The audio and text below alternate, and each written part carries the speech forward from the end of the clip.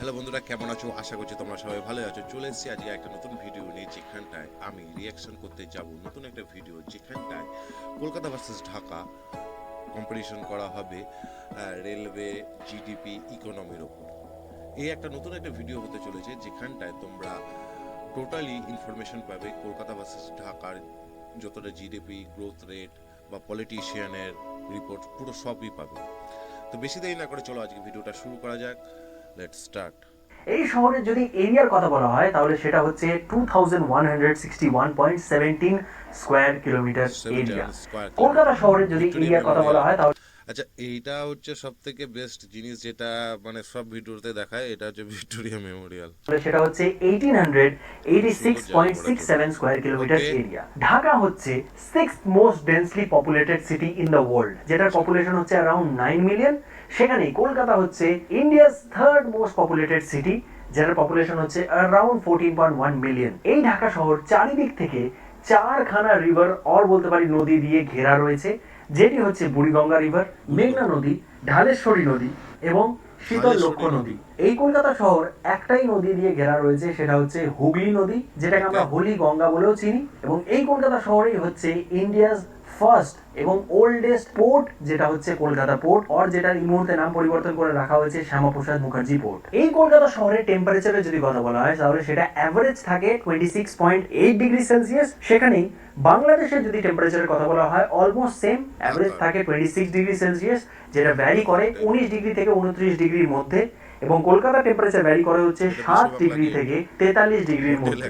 ঢাকায় যদি বৃষ্টির কথা বলা হয় তাহলে এখানে মূলত মে মাস থেকে অক্টোবর মাস মধ্যে বৃষ্টি হয়, সেটা around 2123 millimetre of rainfall Dhaka পায় প্রতি বছর। সেখানেই আমাদের কলকাতায় যদি বলা হয় মূলত জুন থেকে সেপ্টেম্বর পর্যন্ত রেইনি সিজন থাকে, সেখানে অ্যারাউন্ড 1850 মিলিমিটার রেইনফল কলকাতা শহর পায় প্রতি বছর। সেইখানেই যদি মেজর রেলওয়ে স্টেশনের কথা বলা হয় ঢাকা শহরের মেজর রেলওয়ে স্টেশন হচ্ছে কমলাপুর রেলওয়ে ঢাকার মেজর সিটির নাম কমলাপুর। কমলাপুর। ওকে। স্টেশন, যেটাকে আমরা বলতেই পারি ঢাকার মেন রেল স্টেশন। সেখানেই কলকাতা শহরে তিনখানা মেন রেল স্টেশন রয়েছে, যেটা হচ্ছে একটা হাওড়া স্টেশন, একটা শিয়ালদা স্টেশন, শিয়ালদা। একটা অবভিয়াসলি কলকাতা রেলওয়ে স্টেশন। তো রেলওয়ে স্টেশনে যখন কথা বললাম তাহলে মেট্রো কিভাবে পিছিয়ে থাকে বস। কলকাতা মেট্রোর বিষয়ে তো আমরা জানি সকলে। কলকাতা মেট্রো হচ্ছে ওল্ডেস্ট মেট্রো ইন্ডিয়া, যেটাকে ইনগ্রেট করা হয়েছিল 1984 এ। যেখানে এই মুহূর্তে দুটো লাইন অপারেশনাল রয়েছে, যেটা টোটাল লেন্থ যদি ক্যালকুলেট করা হয় সেটা হচ্ছে অ্যারাউন্ড 40 কিলোমিটার। সেখানে আরো তিনখানা লাইন আন্ডার কনস্ট্রাকশন রয়েছে এবং একটা লাইন আন্ডার প্ল্যানিং ফেজে রয়েছে। স্টেশনসের বিষয়ে যদি বলা হয় তাহলে 33 খানা স্টেশনস অপারেশনাল রয়েছে, 35 খানা স্টেশনস আন্ডার কনস্ট্রাকশন রয়েছে এবং 26 স্টেশনস আন্ডার প্ল্যানিং রয়েছে। সেইখানেই বাংলাদেশ মেট্রো যদি কথা বলা হয়, বাংলাদেশেও ঢাকায় মেট্রো কিন্তু হতে আরম্ভ করে দিয়েছে। সেটা কনস্ট্রাকশন খুব দ্রুতভাবে এগোচ্ছে এবং বলা হচ্ছে যে 2022 মধ্যে সেটা চালু করে ফেলা হবে। ঢাকায় এই মুহূর্তে একটা লাইন আন্ডার কনস্ট্রাকশন রয়েছে, 5খানা লাইন আন্ডার প্ল্যানিং রয়েছে। যে লাইনটির কনস্ট্রাকশন হচ্ছে সেটার লেন্থ যদি বলা হয় 20.10 কিলোমিটার, সেটা লেন্থ, সেটা হচ্ছে নর্থ উত্তরা থেকে মতিঝিল পর্যন্ত, আর বলতে পারি ঢাকার মেন রেল স্টেশনের কাছাকাছি পর্যন্ত। এই প্রথম লাইনের মধ্যে 16খানা স্টেশন রয়েছে যেটা আন্ডার কনস্ট্রাকশন রয়েছে এবং 52খানা স্টেশন যেটা আন্ডার প্ল্যানিং ফেজে রয়েছে। তো বুঝতে পারছেন কত বড় নেটওয়ার্ক কিন্তু ছড়িয়ে যেতে চলেছে কয়েক বছরের মধ্যে ঢাকা শহরের মধ্যেও। So that's a great news for বাংলাদেশের ডেভেলপমেন্ট। তো এইবার চলে আসি এই দুটি শহরের আরো একটা মেজর ইনফ্রাস্ট্রাকচার, যেটা আমরা জানি এয়ারপোর্ট নামে। ঢাকা শহরের যে এয়ারপোর্টটির নাম সেটা হচ্ছে হযরত শাহজালাল ইন্টারন্যাশনাল এয়ারপোর্ট। সেটাই এই মুহূর্তে নতুন টার্মিনাল মানে থার্ড টার্মিনাল তৈরি করার কাজ চলছে, যেখানে বলা হচ্ছে যেটা কনস্ট্রাকশনের পর এই মুহূর্তে যে প্যাসেঞ্জার হ্যান্ডলিং ক্যাপাসিটি রয়েছে ঢাকা এয়ারপোর্টের সেটা হচ্ছে 8 মিলিয়ন।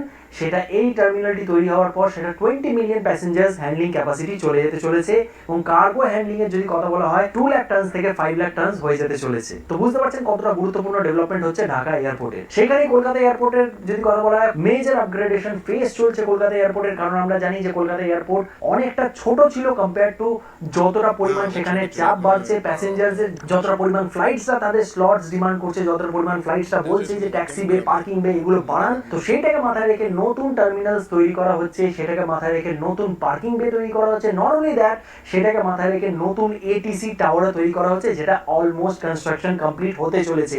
সেটা এই মুহূর্তে কোভিড প্যান্ডেমিকের জন্য একটুখানি ডিলে হতে পারে। রানওয়ে এক্সটেনশনেরও কাজ চলছে, নতুন হ্যাঙ্গারস তৈরি করার কাজ চলছে, নতুন পার্কিং বেস তৈরি করার কাজ চলছে, নতুন ট্যাক্সি বে পর্যন্ত তৈরি করার কাজ চলছে। তো এই প্যান্ডেমিকটাকে মাথায় রেখে আশা করা যায় এই সমস্ত ডেভেলপমেন্ট কলকাতা এয়ারপোর্টে 2024 2025-এর মধ্যে কমপ্লিট হয়ে যেতে চলেছে। তো বুঝতে পারছেন দুটো এয়ারপোর্টে কি মেজর ডেভেলপমেন্ট কি মেজর আপগ্রেডেশনের কাজ চলছে। আপনারা আমার ভিডিও দেখছেন আর আমি গ্রিনারি নিয়ে কিছু বলবো না, এটা কি করে হতে পারে? তো চলুন এই দুটি শহরের গ্রিনারি কম্পেয়ার করে দেখা যাক। একটা মেট্রোপলিটন শহরে যেখানে এত পপুলেশন থাকে সেখানে বলা হয় যে অ্যারাউন্ড 25% এরিয়া গ্রিনারি হওয়া দরকার, থাকা দরকার। সেইখানে আমাদের কলকাতা বলুন কিংবা ঢাকা বলুন, অ্যাবসলিউটলি সেই মার্কটা ম্যাচ আপ করছে না।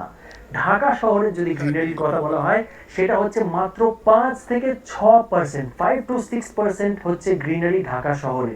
তার জন্যই আমরা দেখি ঢাকা শহরে 2 থেকে 3 ডিগ্রি টেম্পারেচার হাই থাকছে ফ্রম নর্মাল। সেখানেই আমরা কলকাতায় বসেও কিন্তু টেম্পারেচার বলতে পারি ক্লাইমেট চেঞ্জ অনুভব করছি। কিছুদিন আগে আমি একটা ভিডিও বানিয়েছিলাম এই নিয়ে, যারা যারা দেখেননি আই বাটন এদিকে কিংবা এদিকে লিঙ্ক চলে এসেছে, আমি ডেসক্রিপশনেও দিয়ে দেবো, গিয়ে দেখতে পারেন সেই ভিডিওটি। এবং আমাদের কলকাতা শহরে যদি গ্রিনারির কথা বলা হয় 2017-এ একটা রিপোর্ট বেরিয়েছিল যেখানে বলা হয়েছিল যে অ্যারাউন্ড 5.5% গ্রিনারি রয়েছে আমাদের কলকাতা শহরে। সেখানেই সেটা ডিক্লাইন হয়ে 4.8% এসে ঠেকেছে। তার জন্যই আমার বলা, আপনাদের কাছে হাত জোর করে রিকোয়েস্ট করা, গাছ কাটতে দেবেন না, গাছ যত পারবেন লাগান। এইবার চলে আসি এই ভিডিওর মোস্ট ইন্টারেস্টিং কম্প্যারিজনের বিষয়, যেটা হচ্ছে এই দুটি শহর কোন কোন মেজর সেক্টরস এর উপরে নির্ভরশীল রয়েছে। ঢাকা শহরের মেজর সেক্টরস হচ্ছে agriculture sector, finance sector, textile industries, তার সঙ্গে সঙ্গে আমরা সকলে পড়েছি মেড ইন বাংলাদেশের টি শার্টস, মানে গার্মেন্ট ইন্ডাস্ট্রি সেখানে প্রচুর বড় পরিমাণে রয়েছে।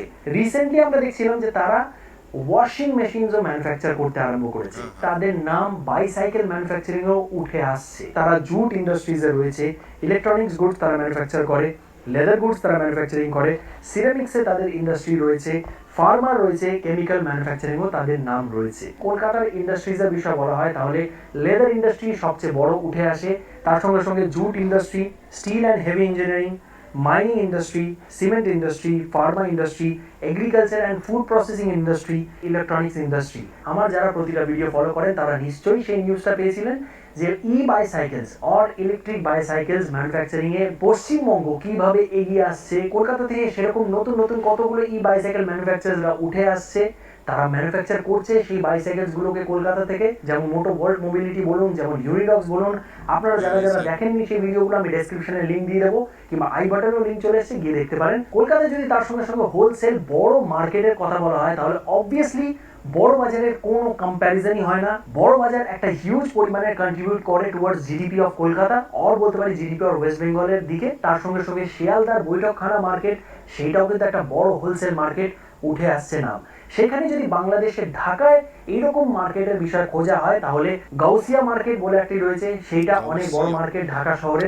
গাউসিয়া, তার সঙ্গে সঙ্গে কারওয়ান বাজারও রয়েছে যেখানেও এই রকম ধরনের হোলসেল মার্কেট, হোলসেল জিনিস পাওয়া যায়। এছাড়া আপনারা যারা যারা দেখছেন ঢাকা থেকে আরো সেরকম মার্কেট হলে প্লিজ কমেন্ট করবেন কমেন্ট বক্সে। ঢাকা শহরে অপারেট করা এমন মেজর কোম্পানিজের যদি নাম বলা হয় তাহলে সেইগুলো হলো Pran company, Navana group, Bashundhara group, square group, Beximco, Dhaka stock exchange, Bangladesh bank, etcetera etcetera. সেখানে কলকাতা শহরে কিছু বড় কোম্পানিজদের নাম হলো ITC limited, Exide group, Emami group, Eveready batteries, Lux company, Rupa company, Berger paints, Birla corporation, Bandhan bank, UCO bank, etcetera etcetera. Dhaka শহরকে এক্সপ্যান্ড করা হচ্ছে, ঠিক সেই মতনই কলকাতা শহরকেও এক্সপ্যান্ড করা হচ্ছে। তো সেই এক্সটেনশনস গুলো কি কি আসুন দেখা যাক। নতুন নতুন বড় বড় টাউনশিপ তৈরি করা হচ্ছে, যেমন তার মধ্যে থেকে বসুন্ধরা টাউনশিপ একটা উঠে আসে না, পূর্বাচল নিউ টাউন যেটা অ্যারাউন্ড 6300 একরে ছড়িয়ে রয়েছে, জলশ্রী রেসিডেন্সিয়াল টাউনশিপ একটা নাম উঠে আসে, উত্তরা রেসিডেন্সিয়াল মডেল টাউন তার নামটাও উঠে আসে। তার সঙ্গে সঙ্গে কলকাতা শহরের এক্সটেনশনের যদি কথা বলা হয় তাহলে অবভিয়াসলি প্রথমেই নাম উঠে আসে নিউ টাউন স্মার্ট সিটি, সেটা একটা ওয়ার্ল্ড ক্লাস ভাবে ডেভেলপ করা হচ্ছে সিটিটিকে। তার সঙ্গে সঙ্গে শ্রীরাম গ্র্যান্ড সিটিরও নাম উঠে আসে যেটা হুগলি জেলায় হচ্ছে। কলকাতা ওয়েস্ট ইন্টারন্যাশনাল সিটি তৈরি করা হয়ে গেছে, সেটাকেও একটা রেসিডেন্সিয়াল টাউন।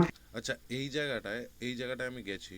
এটা এখন তো, মানে যখন আমি ভিডিও বানাচ্ছি তখন এটা তৈরি করা হয়ে গেছে। এটা সুইগির ফুড ডেলিভারি করতে গিয়ে এই জায়গাটা গেছিলাম। জায়গাটা পুরো রেডি, লোকজন ঢুকেওছে, মানে জায়গাটা সুন্দর। এটা অ্যাকচুয়ালি হচ্ছে জায়গাটা, যে জায়গাটা তৈরি সেটা হচ্ছে কালিকাপুর। হিসেবে ডেভেলপ করা হয়েছে। এবং যদি বারাসাতের দিকে দেখা হয়, বারাসাত, ব্যারাকপুর, কল্যাণী এইগুলোকেও গ্রেটার কলকাতা রিজনের আন্ডারে ধরা হয়। তো এই এলাকাগুলোতেও অনেকগুলো রেসিডেন্সিয়াল টাউনশিপস গড়ে উঠছে, অনেকগুলো প্রজেক্টস হচ্ছে। তো আশা করছি এই কয়েকটা এক্সটেনশনস এর ডেভেলপমেন্ট হওয়ার পর এই দুটি শহরই আরো একটা নতুন মাত্রা পাবে, আরো নতুন ভাবে ডেভেলপ করবে ইন ফিউচার। তো আপনাদের মাথায় নিশ্চয়ই একটা প্রশ্ন আসছে যে এত কিছু তো রোহিত বললো, কিন্তু দুটি শহরের জিডিপি কম্প্যারিজন কেন করলো না? তো আমি নিশ্চয়ই করবো সেটা। ঢাকা শহরে যদি জিডিপির কথা বলা হয়, 2020 নমিনাল জিডিপি হচ্ছে $160 বিলিয়ন ঢাকা শহরে, সেখানে কলকাতা শহরের নমিনাল জিডিপি হচ্ছে 2020 $174 বিলিয়ন। তো এই তো হলো সাউথ ইস্ট এশিয়ার দুটি বড় বড় শহরের বিষয়ে কম্প্যারিজন ভিডিও। আপনাদের এই কম্প্যারিজন ভিডিও করে সেগুলোকে পড়বো, কেন কি আমার কাজের ছুটি থাকে। তো তারপরে আমি সেটা পড়ে ডিসাইড করে, আর যেটার ব্যাপারে কমেন্ট বেশি হবে, যেই ভিডিওর ব্যাপারে কমেন্ট সব থেকে বেশি হবে, যে এই ভিডিওটা পার্টিকুলারলি মেনশন করে বলবে যে এই ভিডিওটার উপর আমার রিয়াকশন চাও, তাহলে অবশ্যই সেটা সোমবার দিন প্রিভিউ সম্প্রচারিত করা হবে এবং কমেন্টও দেখানো হবে যে কার কার কমেন্ট সব থেকে বেশি এসেছিল। তাহলে এই নিয়ে আজকে শেষ করছি আজকের ভিডিও। আশা করি তোমাদের ভালো লাগবে। আর নতুন যারা এখানটা এই চ্যানেলে ভিজিট করছো তারা অবশ্যই লাইক, শেয়ার অ্যান্ড সাবস্ক্রাইব করবে। দেখা হবে আগামীকাল অন্য কোনো একটি ভিডিওর মাধ্যমে। ততক্ষণ take care, good bye, good night.